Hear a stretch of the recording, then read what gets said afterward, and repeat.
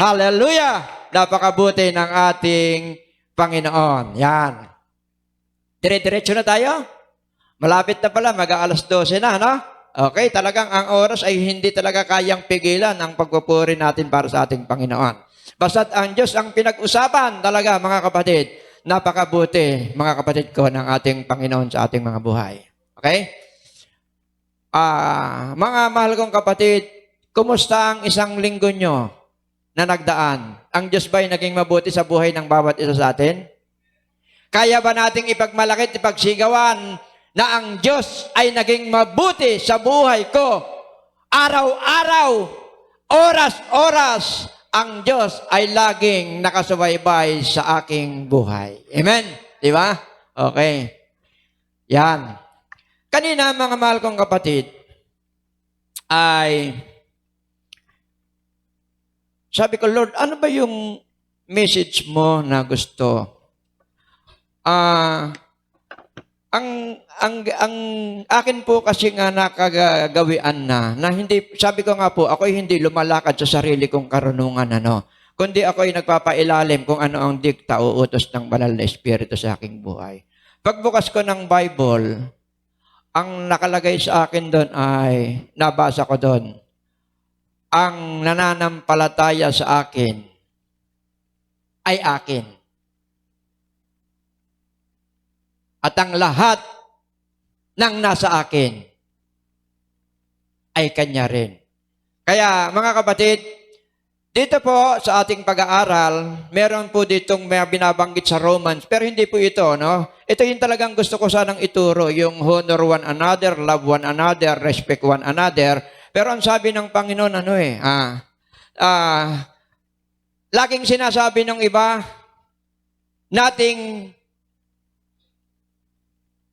sabi dito, nothing is too hard for God. Yung iba naman, nothing is too hard for Lord. Parang iba yung kasi maraming Lord hindi kasi specific yung kanilang Pag sinabi mong Lord, marami kasi, meron drug Lord. Hindi ba? Hindi mo maintindihan kung sino. Kaya ngayon, yung ating pamagat, specific talaga na nakapoint lang sa ating Panginoon. Nothing is too hard for Jesus Christ. Yan naman yun sa ating, mga kapatid. Pero hindi ko yung kinuha sa Jeremiah chapter 32 verse 27. Ito po ay kinuha ko sa Genesis chapter 18 verse 10 hanggang 14. Genesis, tungkol ito mga kapatid, na kumbaga sa verse na ito, ang tinutukoy dito mga kapatid ay totoong napakaliit ng kanyang faith. At ang kanyang paniniwala sa Panginoon ay maiksi yung kamay na nagawa niyang tuyain at pagtawanan. Yung isinugo ng Panginoon na sinabi, mangyayari ito sa iyo. Na ayaw niyang paniwalaan at ang sabi niya is impossible. Sabi niya, hindi na mangyayari yan. At ang tinutukoy dito sa Genesis chapter 18, verse 10 hanggang 14 ay walang iba kundi sino? Ang tinutukoy dito sa Genesis chapter 18 verse 10. Sino ang tinutukoy dito? Yung tinawanan niya na sinabi mangyayari sa ito. Sabi niya, impossible. Paano mangyayari yan? Matanda na ako. Hindi siya naniwala, no?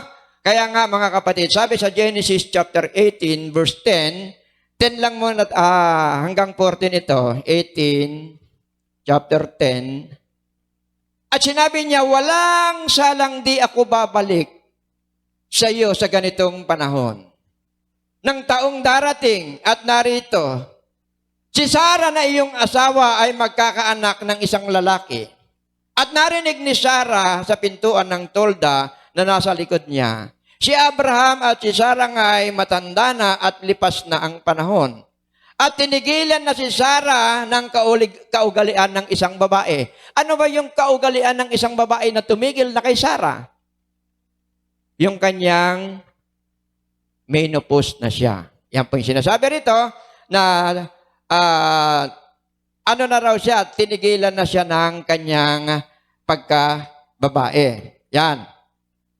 Natawa si Sarah sa kanyang sarili, sinabi, pagkatapos na ako'y tumanda, magtatamo ako ng kaligayahan at matanda na rin pati ang Panginoon ko. At sinabi ng Panginoon kay Abraham, bakit tumawa si Sarah na sinabi, tunay kayang ako'y manganganak na matanda na ako? Ito yung sa 14. May anumang bagay kayang mahirap sa Panginoon, sa tadhanang panahon, ay babalik ako sa iyo sa taong darating at si Sarah ay nagkaanak ng isang lalaki. Lord, i-bless mo, Panginoon, ang pagkabasa ng iyong salita. Panginoon, nawa, O Lord, ay matimo sa puso ng bawat isang anak mo na ngayon naririto na aming maalaman at Panginoon, paniwalaan namin na walang imposibleng bagay na hindi mo kayang gawin sa aming mga buhay. Kaya, Panginoon, nawa makindal sa aming puso ang iyong mga salita, Panginoon. Ang imposible ay kaya mong gawing posible.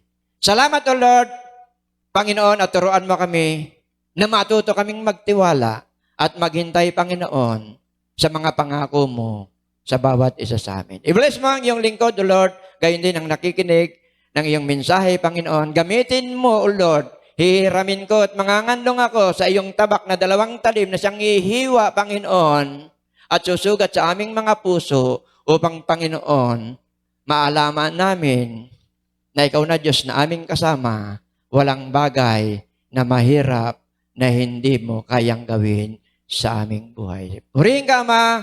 Ito pong aking dalangin in Jesus' name. God is good. Kung mabuti ang Diyos, palakpakan mo nga, Panginoon. Hallelujah! Hallelujah! Hallelujah!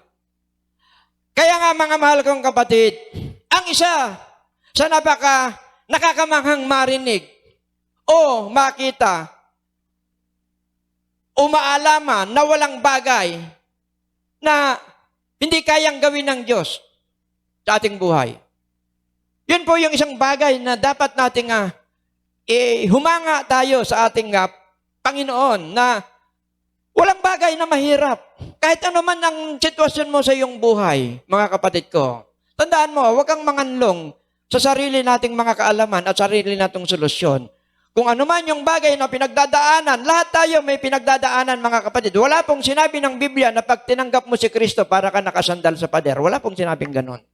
Ang sabi lamang ng Panginoon, kung kayo'y sa akin, kung ikaw naman ay nabibigatan at may pinapasan kang mabigat, ibigay mo sa akin. Yan ang sabi niya. Hali kayong lahat na nabibigatan at napapagal at kayo'y aking bibigyan ng kapahingahan. Hindi sinabi ng Panginoon, pag ako'y tinanggap nyo, pag naging kasama ninyo ako, para kayong nakasandal sa isang matibay na pader. Wala po siyang sinabi ng bagamat, yun po ang katotohanan, pero hindi na kailangang specific pa na specify pa ng Panginoon na ganun yung kanyang gusto. Depende pa mga kapatid sa paniniwala natin yan, mga kapatid. Depende yan sa faith natin. Kaya nga po mga kapatid, sana sa oras na ito, wala ni isa man sa atin ang may faith o paniniwala o may pananaw na katulad ng kay Sarah. Intindihan natin mga kapatid. Si Sarah, mga kapatid, pinagdudahan niya ang pangako ng Panginoon. At sa kanyang ginawa, hindi lang basta duda ang kanyang ginawa, kundi tinuya niya ang Panginoon. Tinuya niya ang Panginoon. Ibig sabihin, nag-alinlangan siya na sinabi niya, imposible, ang aking pagkababae ay huminto na. Ang ibig sabihin, pagkatapos kong tumanda ng ganito, na halos sarado na ang aking bahay bata, manganganak ako, siguro mga kapatid, kung sa atin ito nangyari, maaari, imposible, at i-times 10 mo ang imposibleng mangyayari yan. Pero sa ating Panginoon, tandaan mo, mahal kong kapatid, ang imposible nagiging posible para sa Kanya. Amen? Hallelujah! Hallelujah! Hallelujah! Kaya nga mga kapatid, huwag nating hayaan o huwag nating pahintulutan na bigyan natin ng limitasyon ang kamay ng Diyos sa ating buhay. Huwag nating limitahan ang kayang gawin ng Diyos sa buhay natin. Church, sabi ko nga po, napaka-imposible Hindi po ako nagsasalita, nagpapatotoo na wala akong batayan na nangyari sa buhay ko. Yung mga imposibleng bagay, mga kapatid, nagawa ng inyong lingkod, nasabihin at ipagmalaki na wala akong pinanghahawakan kung hindi yung pagiging anak ko at yung pagiging ama ko para sa kanya, yung pagkilala ko sa kanya, yun ang pinanghawakan ko. At mga kapatid, tandaan mo, pag pinanghawakan mo ang pangako ng Diyos, pag pinaniwalaan mo ang salita ng Diyos, kayang gawin yung nangyari kay Sarah. Anong ibig mong sabihin, Pastor? Kaya nga po mga kapatid, sabi ko, ang buhay ko ay hindi na akin ito. Sa mga kadakilaang bagay na ipinakita at pinamasid at ipinakita sa mukha na ipinakita ng Panginoon sa akin, walang dahilan para bigyan ko ng limitasyon ng Diyos sa buhay ko. Marami, mga mahal kong kapatid. Katulad ng sinabi ko nung Sunday, napaka-imposible.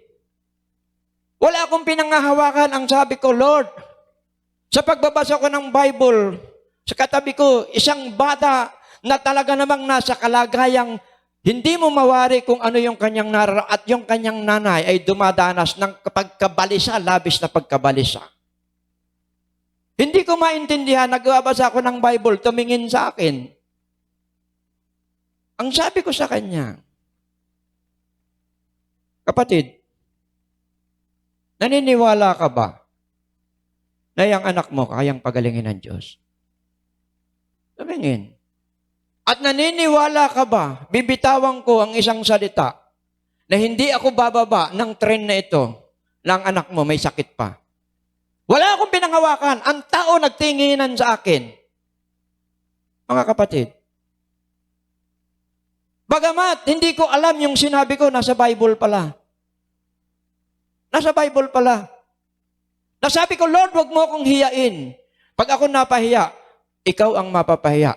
At yun pala ay nangyari sa buhay ni Elias. Nung siya ay maglagay ng susunuging handog, nang makipagpaligsahan si Baal sa kanya, pareho silang naghandog. At ang sabi ni Elias, Panginoon, wag mo kong hiyain, pababain mo ang dilang apoy at himurin niya ang mga hain na ito. At ang nangyari, sinunog ng Panginoon, bumaba ang bolang apoy at sinunog ang kanyang hain.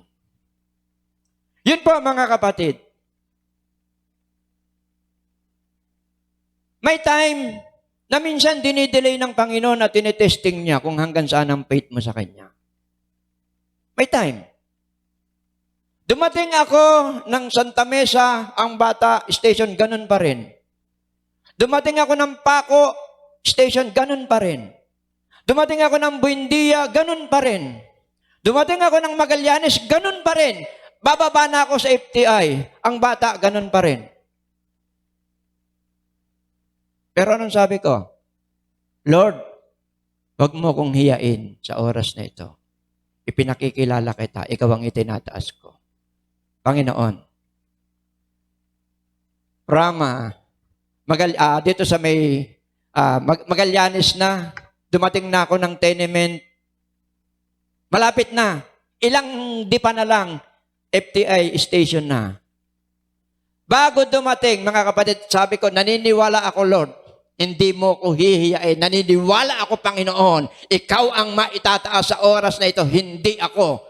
Alam niyo mga kapatid, 10 di pa na lang, lalapit na ako dito sa FTI station. Yung bata na hindi makatayo, yung bata na namumutla at halos walang dugo, tumayo sa gitna namin at umikot-ikot at ang sabi niya, magaling na ako nanay, magaling na ako nanay. Ang tao nagsigawan, hindi makaalis ang tren mga kapatid dahil ang lahat ng tao ay namangha. Kanino namangha ang tao?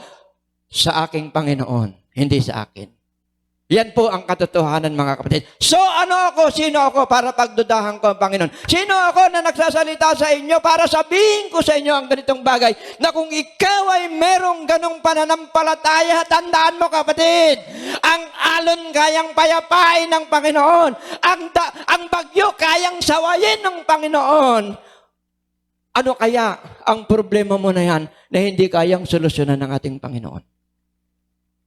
Kaya nga mga mahal kong kapatid, ako'y namangha kanina sa sinabi ni Brother Froilan na may bagyo na, pupunta ka pa sa church. Biriin mo yan? May bagyo na, pupunta ka pa sa church, iniintindi mo pa yung church na yan kaysa dito sa bagyo? Pero anong sabi niya? May bagyo o wala, uminit o umaraw, purihin pa rin ang Diyos sa aking buhay. Palakpakan natin ating Panginoon. Hallelujah! Hallelujah! Hallelujah! Hallelujah! Kaya nga po mga mahal kong kapatid, bakit kailangan pagdating sa tao, hindi maintindihan at ayaw nilang paniwalaan ang ating Panginoon? Totoo yan. Pag sa oras na ito at sa panahong ito, pag sinabi mo ang Diyos sa kanila at sasabihin sa'yo ng Diyos, may ganyan, sasabihin sa'yo ng tao, may ganyan ka. Sa panahong ito na nangangailangan ng lahat, sa panahong ito na hirap ang tao, sasabihin mo pa ang Diyos, walang maniniwala sa'yo.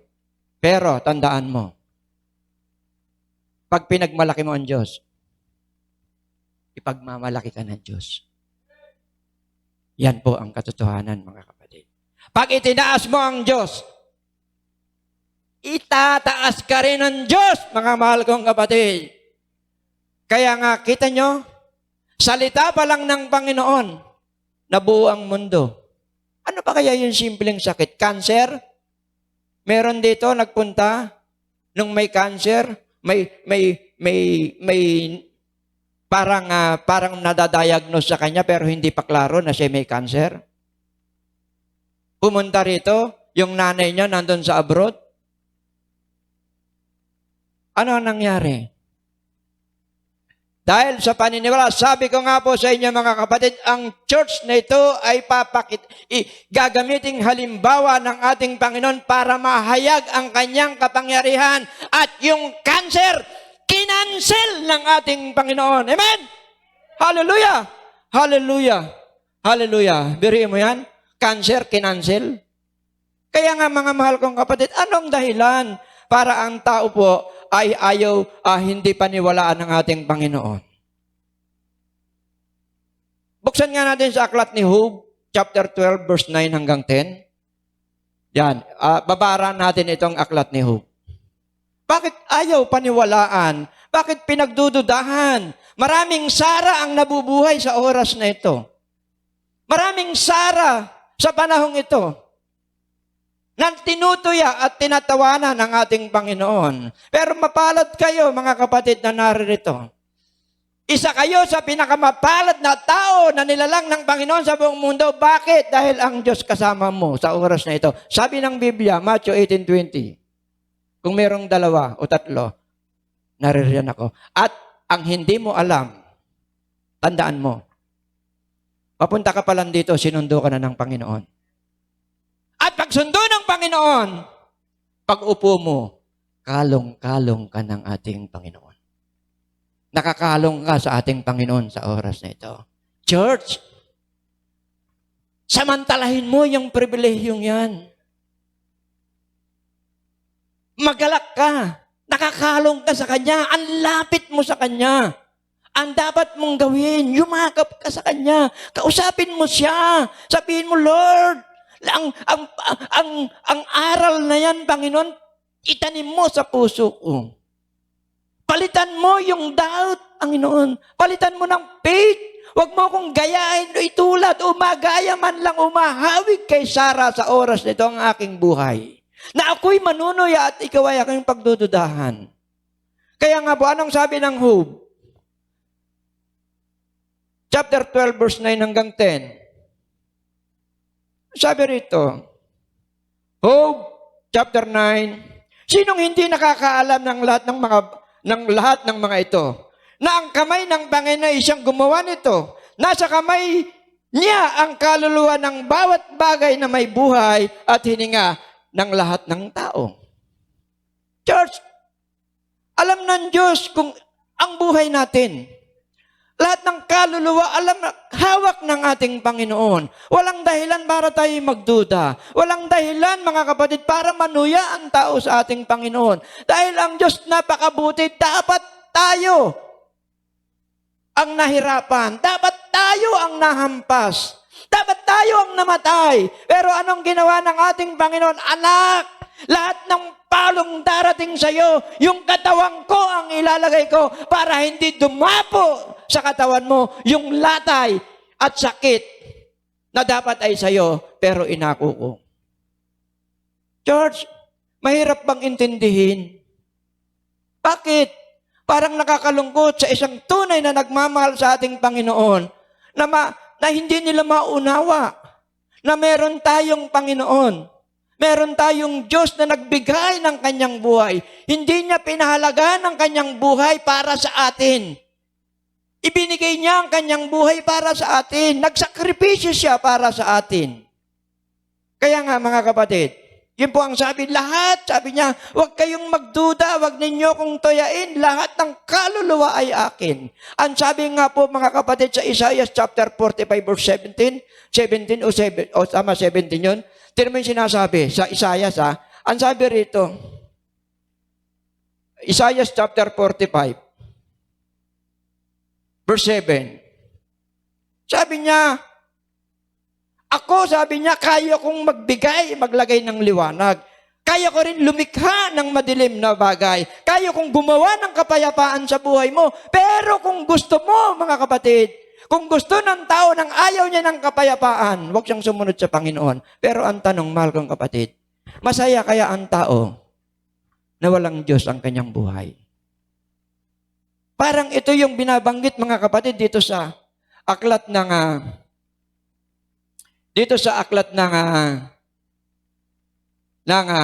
Luke chapter 12. Na sinasabi dito na, alam mo ang tao kasi, sabi nga rich in good but not in God. Alam mo ang nangyari dito mga kapatid sa lalaking ito, meron siyang tatlong bagay Dito sa Lucas chapter 12 na ito, yun yung mga tiningnan niya yung prosperity sa buhay niya. Then, at kung ano yung naging priority sa buhay niya. Then, ano yung pangatlo? At ano ang naging problema ng taong ito? Alam niyo mga kapatid, makamtan mo man ang buong sanlibutan, walang saysay ang lahat ng iyan. Kung ang kaluluwa mo naman ay mapupunta sa impyerno. Alam niyo, imagine niyo lang ang impyerno mga kapatid. Napakahirap, napakasakit. Hindi po ba? Kaya nga, sabi nga po ng Hebreo chapter 9:27, alam ko, memorize nyo to. Pagkatapos na tayo mamatay na minsan at ang kasunod to ay ang pag-ukom. Kaya nga po anong sabi mga kapatid ko ng Apocalypse chapter 20 verse 15, nasain mo, mapalad ang isang tao na ang kanyang pangalan ay nakatala sa aklat ng buhay. Ulitin ko, mapalad ang tao na ang kanyang pangalan ay nakatala sa aklat ng buhay. Ako yun, sabi mo. Yan! Dapat ganyan. Alam niyo mga kapatid, ang isa sa problema, kaya minsan ang mga members sa iglesia, nagkakaroon sila na nagkakawindang-windang yung buhay nila. Alam niyo ito, bakit? Tignan niyo. Gusto ko lang sabihin sa inyo to. Pag ang lingkod ng Panginoon ay bato ng bato sa inyo ng mga ganong bagay, saluhin nyo ng saluhin. Pag sinabi ng Panginoon, pag sinabi ng mga ngaral ng Panginoon, may gagawing himala ang Diyos sa buhay mo. Sabi mo, yes Lord, ako yun. Alam niyo mga kapatid, sabi ko nga, hindi po basta-basta ang pagtayo sa pulpitong ito. Hindi ka makakatayo dito kung mali ang motibo mo. Kaya kung ang isang mangangaral o lingkod ng Panginoon, bato ng bato ng isang bagay sa inyo, saluhin nyo ng saluhin kasi inyo yun. Ginagamit lang instrumento. Kaya nga, mga mahal kong kapatid, ang Diyos natin malaki at makapangyarihan. Naniniwala naman tayo doon. Di ba ang Diyos ang gumawa ng universe? Salita pa lang niya, nagawa na ang mundo. At kung hindi makapangyarihan ng ating Panginoon, pero mo, ang araw inilayo niya para hindi tayo masyadong masunog. Tama? Ang buwan, inilagay niya sa tama para hindi magkabangga-bangga. So, sino tayong tao para pagdudahan natin ang ating Panginoon? Walang dahilan, mga mahal kong kapatid, para pagdudahan natin ang ating Panginoon. Kaya nga, nang mangako ang Panginoon kay Sarah, ito ay kanyang pinagdudahan. Kaya nga mga kapatid, tandaan natin, meron tayong 2 points. Tandaan natin, 1 King chapter 18, verse 21 hanggang 38, God is able. Ano mga kapatid? Sister Jan, in Tagalogin mga God is able. Ang Diyos ay? Sige. God is able. Ano sa Tagalog? I-search mo sa ano. Sige, kung hindi nyo kaya. Hindi tayo, mamaya na ako mag-ano. Ano nyo muna, i-search nyo muna. God is able. Ano ibig sabihin nun? Sige. Para maintindihan natin, mga mahal kong kapatid, ano ba? Bakit sinabing God is able? May kakayanan ang Diyos. May kakayahan ang Diyos. Huwag mong limitahan ang Diyos. Kung gusto ng Diyos gumawa ng mga bagay, kaya niyang gawin. At ang gagawin ng Diyos, hindi siya gagawa, hindi siya lilikha ng masama para sa iyo. Dahil ang plano ng Diyos, ikaw ay very special sa ating Panginoon, tayong lahat. Bakit? You are created in the image of God. Di ba? Ginawa ka ayon sa wangis ng ating Panginoon. So part ka ng ating Panginoon. Anong dahilan para mag-worry ka? Anong dahilan para matakot ka? Church, sa krus ng Kalbaryo, tapos na. Wala nang kulang. Hindi na siya maaaring bumalik doon para magpapako pang uli. Lahat ng ginawa niya doon, enough. Sa latay ni Kristo na naranasan sa krus ng Kalbaryo, gamot sa malubhang karamdaman na dinaranas ng mga tao na nagtitiwala sa Kanya. Kaya nga mga mahal kong kapatid, sana, kaya nga sabi ko, God is able, 1 King chapter 18, 21. Ano ang nangyari dito? Sino ba itong binabanggit dito? Ito po yung sinabi ko sa inyo kanina, na may magagawa ang Diyos sa buhay natin katulad ng ginawa ng Panginoon kay Elias. Anong sabi niya, Lord? Anong sabi niya? Sige. Ang ginawa niya, tingnan ninyo ang Diyos ko.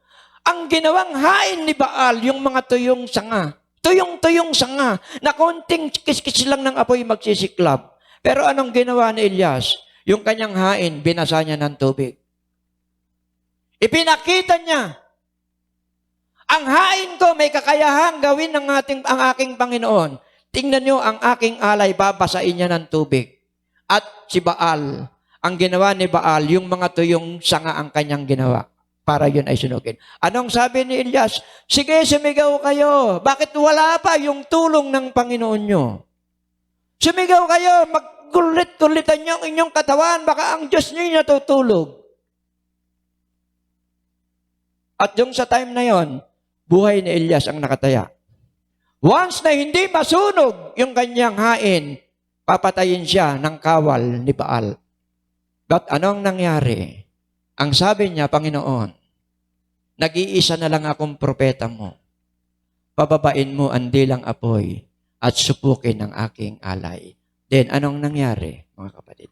Ang dilang apoy ay bumaba at sinunog ang kanyang alay. Church, kung ginagawa ni Elias ang ganong bagay, kaya mo rin gawin. Bakit? Ang Diyos ni Elias at ang Diyos mo ay isa. Palakpakan natin ating Panginoon. Hallelujah, hallelujah. Hallelujah. Hallelujah. Kaya nga, mga mahal kong kapatid, kung tayo man po, mga kapatid ko, ay halos mawala na tayo ng pag-asa sa ating buhay. Marami tayong dinadala. Marami tayong iniisip sa ating mga buhay. Mga kapatid, kasama po sa parte ng buhay natin ang isipin Dahil ang isang taong hindi nag-iisip, anong tawag doon? Mahirap pag hindi ka na nag-iisip, may tawag sa'yo. Anong tawag sa'yo? Kaya kailangan mag-isip ka. Ang isipin mo, Lord, palaging si Lord. Ang isipin mo, Lord. Eh, baka naman iisip ko, Lord, drug Lord. Eh, wag ganon. Si Lord talaga. Ngayon, kung magkamali ka, isipin mo, Jesus Christ. Jesus Christ. Baka naman, baka kasi maiba yung isip mo, Lord, Lord. Yung pala, drug Lord. Eh, mahirap yun, hindi ba? Kaya kailangan Jesus Christ ang isipin mo. Di ba, mga mahal kong kapatid, dapat ganon. Sabi ko nga po. Kaya nga sabi ko, there is no sickness too hard for God to heal. Walang imposible, walang mabigat na karamdaman na hindi kayang pagalingin ng ating Panginoon. Di po ba? Kaya nga hindi na nga po nagkulang ang ating Panginoon. Kaya sabi nga po mga kapatid sa Hebrew chapter 11 verse 31. Sige, 2 verse na lang tayo. Ay, lumagpas na pala ako, no? Ang dami pa sana mga kapatid. Kaso, baka nag-iisip kayo na uwi na tayo. Pastor, tapusin mo na. May bagyo. Pastor, tapusin mo na. Oh, malakas ng hangin. Kaya pala nakatingin na kayo sa labas, no? Huwag mong intindihin yung bagyo na yan sa labas. Wala yang magagawa sa'yo. Ang intindi mo, yung bagyo, yung buhos ng banal na espiritu, yun ang makapagbibigay sa'yo ng magandang solusyon at inaarap sa buhay mo. Amen? Hallelujah! Hallelujah! Hallelujah! Hallelujah! Napakabuti ng ating Panginoon. Hebreo, basahin natin, 11:31. Faith is important. Ang faith ay mahalaga, mga mahal kong kapatid. Napakahalaga ng faith. Sa pananampalatay, hindi napapahamak na kasama ng mga manunuway ang patutot na si Rahab na tumanggap ng payapa sa mga tiktik. Anong ibig sabihin nito? Sino si Rahab? Ako yun. Ikaw yun, dati. Naintindihan nyo? Si Rahab, mga kapatid, ikaw yun, Brother Leo. Ikaw yun, Brother Rico. Ikaw yun, Brother Froilan. Ikaw yun, Pastor. Bakit? Lahat tayo makasalanan. Pero, nung tinanggap niya, anong ibig sabihin ng tiktik? Yung mensaheng nagdala ng mensahe para sa kanila. Naintindihan nyo? At sa oras na ito, sino yung nagdadala ng mensahe? Tandaan mo, sa oras na ito, kung ikaw ay umalis sa inyong tahanan na nababagabag ang iyong kalooban, umalis kayong tahanan na walang-wala ang laman ng iyong palabigasan, sasabihin ko sa'yo sa oras na ito, paniwalaan mo ang daladala ng tiktik na ito. At yan ay ang mensahe ng ating Panginoon.